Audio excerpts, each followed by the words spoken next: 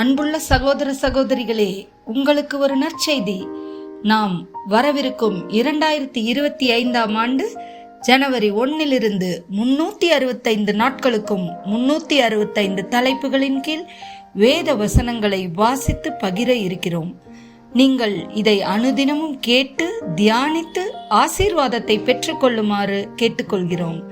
அது மட்டுமல்ல, இதை சப்ஸ்கிரைப் செய்து உங்கள் நண்பர்களிடமும் பகிர்ந்து கொள்ளுமாறு அன்புடன் கேட்டுக்கொள்கிறோம். நன்றி.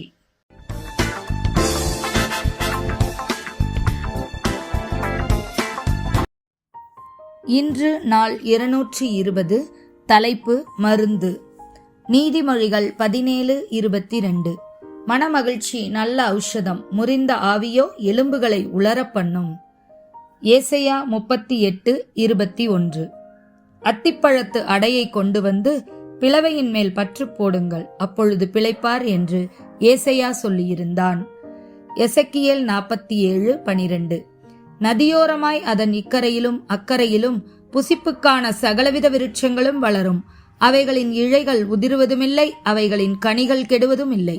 அவைகளுக்கு பாயும் தண்ணீர் பரிசுத்த ஸ்தலத்திலிருந்து பாய்கிறபடியால் மாதந்தோறும் புது கனிகளை கொடுத்து கொண்டே இருக்கும்.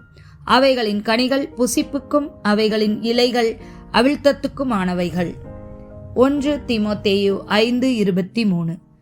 நீ இனிமேல் தண்ணீர் மாத்திரம் குடியாமல் உன் வயிற்றுக்காகவும் உனக்கு அடிக்கடி நேரிடுகிற பலவீனங்களுக்காகவும் கொஞ்சம் திராட்சை ரசமும் கூட்டிக்கொள். எரேமியா 8:22.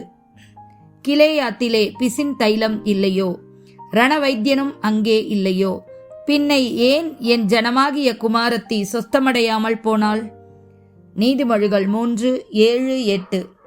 நீ உன்னை ஞானியென்று எண்ணாதே, கர்த்தருக்கு பயந்து தீமையை விட்டு விலகு. அது உன் நாபிக்கு ஆரோக்கியமும் உன் எலும்புகளுக்கு ஊனுமாகும். ஆமேன்.